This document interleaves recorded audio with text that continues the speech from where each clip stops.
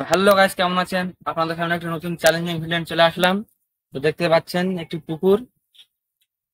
আর আজকের চ্যালেঞ্জ হলো আমি পুকুরে ডুব দিয়ে কতক্ষণ থাকতে পারি দেখা যাক। তো শুরু করা যাক। চলে এসো। তো দেখা যাক এই পুকুরে আমি কতক্ষণ থাকতে পারি ডুব দিয়ে।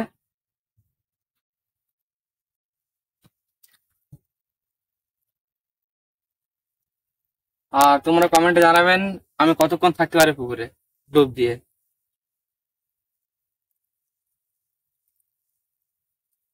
তো শুরু করা যাক। 3, 2, 1, গো।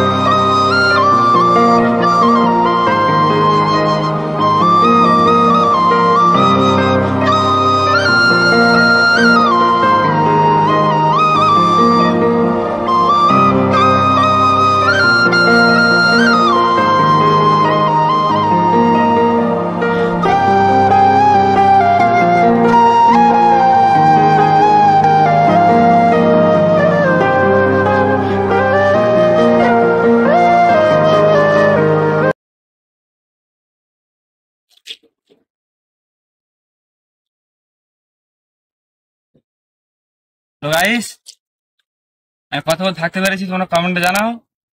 এবং ভিডিওটি বন্ধ শেষ করলাম। আর আমাদের চ্যানেলটি সাবস্ক্রাইব করবেন এবং ভিডিওতে একটি লাইক করবেন।